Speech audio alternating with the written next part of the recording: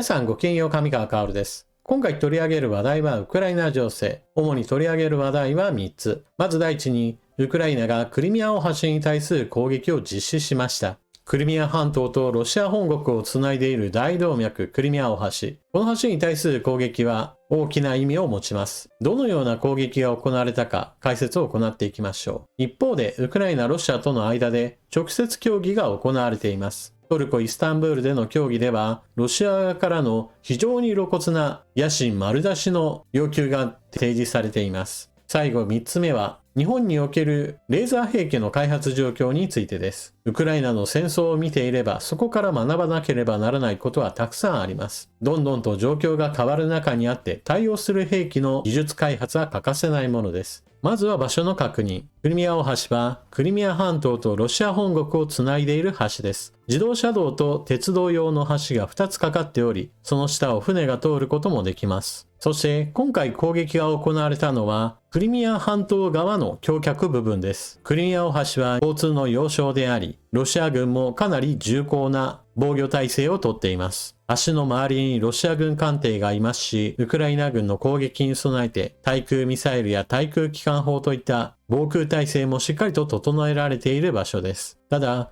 今回の攻撃は空からの攻撃ではなく海中での攻撃です。自動車用の橋、その水中部分の支柱に爆発物を仕掛け爆発させたというのです。公開された映像がこちら。爆発は水中で起きたわけですが、橋の上にも被害は広がっているようです。ただし、見た目上においては橋そのものが崩れるほどではなかったようです。今回の攻撃箇所はこちら。水中部分に橋脚のかなり細い支柱が岩盤に向けていくつも伸びています。この細い支柱に爆発物を仕掛け、今回の攻撃を行ったとウクライナ保安庁は発表しています。ウクライナ側の報道キーウポストではこのような記事が上がっていました。ウクライナ保安庁が水中爆弾でクリミア大橋を攻撃。ウクライナ保安庁 SBU は新たな特別作戦を実施。今回は水中爆弾を使用してクリミア大橋に3度目の損害を与えたと発表した。当局によるとこの作戦は数ヶ月かけて計画され、中にある橋の支柱に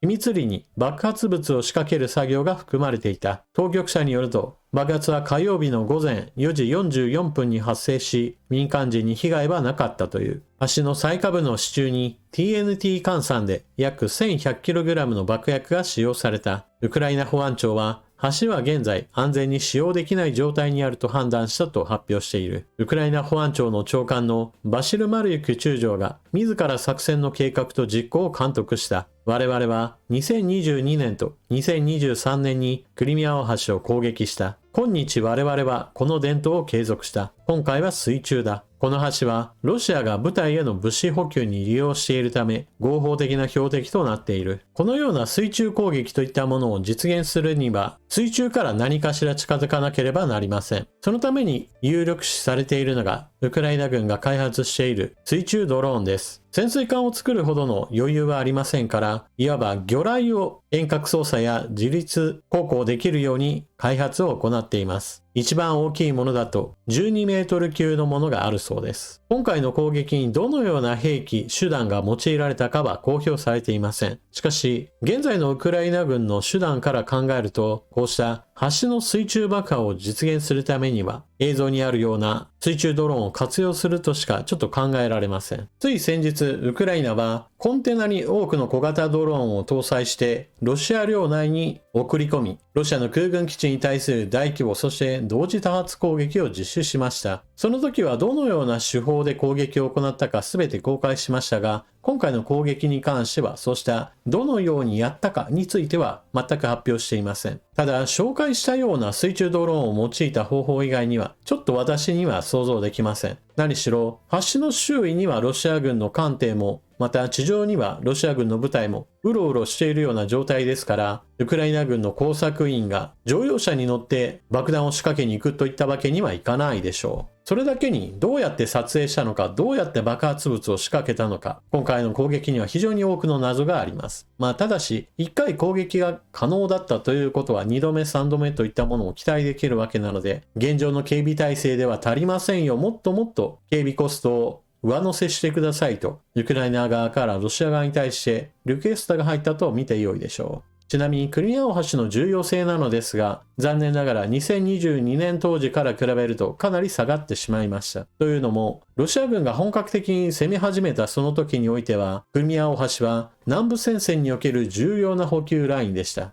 そのためクリミア大橋を完全に落とすことができれば、かなり大きな影響をもたらすことができたのです。しかし現在においては、ウクライナの南部、ザポリージャ州などをロシア軍が占領し、その地域における鉄道貨物といったものを現在では積極的に使用するようになりました。そのため南部戦線の物資補給ルートとしては、クリミア大橋は重要性が低下してしまっているのです。ですから、純軍事的な意味合いというよりも、むしろ今はクリミア半島とロシア領をつなぐ重要な政治的なシンボルを破壊するかどうかといった感じで重要性の意味は変わりつつあります。クリミア大橋を守るためにロシア軍の海軍艦艇がこの海域に集まるようであれば、今度は橋ではなくその軍艦を目指して水中ドローンが艦艇を沈める日が来るかもしれません。今回の攻撃はクリミア大橋を落とすことそれ自体が目的だったのか、それともその後警備が強化される時に現れる海軍艦艇が本命なのか、もう少し様子を見る必要があるかもしれません。続いて、ウクライナ・ロシア直接協議のニュースより、産経新聞、ウクライナ領4分の1割譲要求、ロシアの和平案、事実上の降伏勧告で和平見通せず、トルコで行われたロシアとウクライナの第2回直接交渉で、ロシアがウクライナに提示した覚書の全容が判明した。ロシアの和平案は、ウクライナ領土約4分の1のロシアへの割譲に加え、ウクライナの保有軍備の制限や軍事同盟への永続的な非加盟などを規定、事実上の降伏勧告と呼べる内容となった。現時点でウクライナが受け入れる可能性はほぼゼロで、和平の先行きはなお見通せない状況が続きそうだ。ロシアの和平案はウクライナに対し、ロシアが一方的に併合を宣言した南部クリミア半島と東南部4州のロシアへの帰属変更、保有軍備の制限、国家の中立化と NATO など軍事同盟への非加盟、永続的な非核化、ロシア語話者の保護、ロシア語の公用語化、今回の戦闘をめぐる賠償請求権の相互放棄などを課した。ロシアの和平案はその上で、ウクライナに停戦開始の条件として、東南部4州からの撤兵開始、軍の再編成の禁止、欧米からの兵器調達の停止、大統領選実施など10項目の履行の選択肢を示した。一方、ウクライナの和平案は30日間の停戦、強制移送された子供を含む国民の帰還、国際社会によるウクライナの安全の保障、ロシアによる賠償の実施、ウクライナは中立化を強制されず、保有軍備も制限されないことなどを規定、ウクライナ領土の帰属変更も否定する内容だとされる。両国とも現時点で相手の和平案を受け入れる意思はないとみられる。ただ、交渉では限定的な成果もあった。交渉後の両国の発表によると、重傷者、重病者の捕虜と25歳以下の捕虜全員の交換で合意。また、双方が戦死者の遺体6000人分ずつを返還することでも合意した。ウクライナは今月中に再び交渉を行うことをロシアに提案。ロシアは遺体回収のため一部の前線で2から3日間の停戦を実施することを提案している。相も変わらずロシア側の野心もろ出しの要求が続いています。まだロシア軍が占領していない地域について言っても、ロシアがもう自分たちの領土だと宣言したんだから、さっさとウクライナ軍は撤退しろ。その上でウクライナは領土を放棄してそれらがロシア領であることを国際的に宣言しようと求めています。さらにそのような状態で停戦した上で他国の軍隊がウクライナに入ることもダメだし、他国から兵器を買うこともダメだし、ウクライナ軍については動員を解除し軍備を制限、軍隊を再編することも許さない。NATO に加盟なんてもってのほかだし、核武装なんて考えるな。と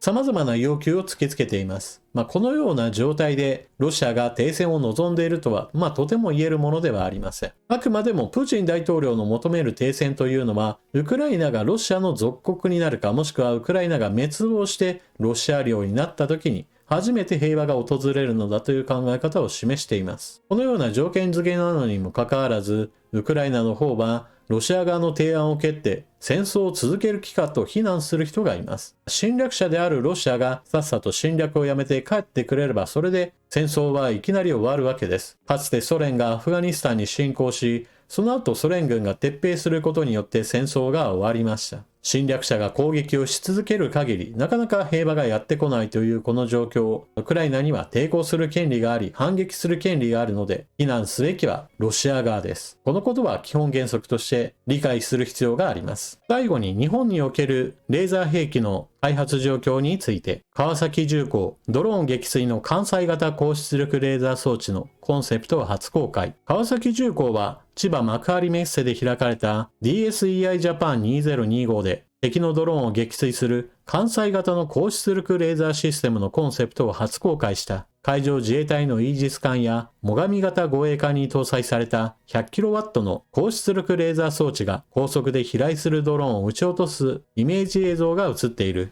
映像についてはちょっと紹介することはできないのですが、現在自衛隊ではレールガンやレーザー砲といった従来の技術より一歩進んだものについても装備品として獲得したいと考えています。日本企業にはそうした要望に対してある程度応える力があります。紹介記事では、ドローン対処用レーザーでは、川崎重工が 100kW の高出力型、三菱重工業が 10kW の車載型の開発をそれぞれ進めてきたと紹介。川崎重工の担当者によると、同社は陸上配備型のレーザーシステムを2年前に防衛装備庁に納入。現在は試験中となっている。関西型の高出力レーザーシステムが完成するには今後数年かかると述べ、同社が防衛装備庁の開発事業に正式に参画できることに期待を示した。また、三菱重工のレーザー装置については、2023年時点ですでに 1.2km 先のドローンを迎撃した 10kW レーザーが実物として公開されています。防衛省は2025年度予算で関西用レーザーシステムの研究費用として183億円を確保。予算資料で洋上の環境に適応し、多数飛来する小型無人機の新たな脅威に対応可能な関西型の高出力レーザーシステムを研究と説明している。他にも高出力マイクロ波に関する研究費用として8億円も確保。レーザーは線で攻撃するのに対し、マイクロ波は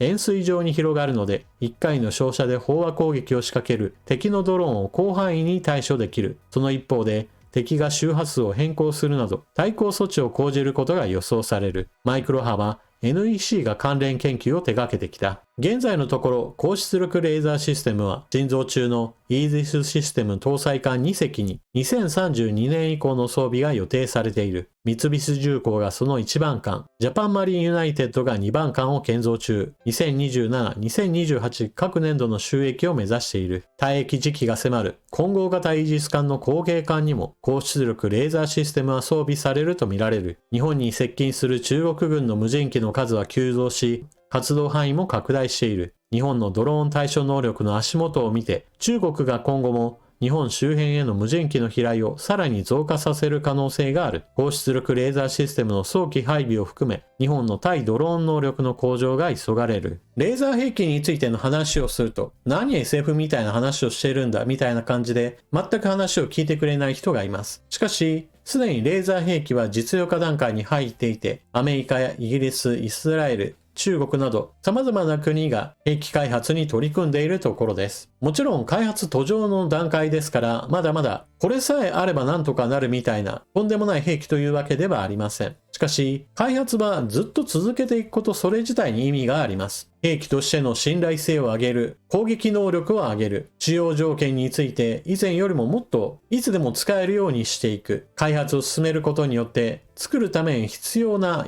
価格についても抑えていくなど、求められる条件は様々あって、それらについて基本的には少しずつ改善が進められていくものです。ですから、そもそもレーザー砲なんてありえないという話ではなく、すでに先端技術の開発競争として、どのぐらいの技術レベルで、そしてどれくらいのお金でレーザー兵器を実装していくかということが、今まさに各国の開発競争の中で起こっているのです。ただし、自衛隊向けだけというようなことにしていては、当然のように売り上げには非常に限界が早く来てしまいます。開発を進めると同時に、その技術の流出などを抑えつつも、限られた同盟国に対しては販売することを考えた方が良いでしょう。特にレーザー兵器は防御用の兵器として、軍事施設にはこれからはもっともっと大量の需要が生まれるはずです。ドローンによる攻撃というものが何も戦闘が起こっている時だけではなく、テロ攻撃の一環としても用いられる可能性は非常に高いのです。そのような時に守りたいところにはレーザーがそもそも設置されていれば迎撃する選択肢が生まれるのです。もちろんそのためには様々な法律の整備といったものも必要でしょう。ですからドローンの発達というものが戦場に与える影響を知っていれば、そのような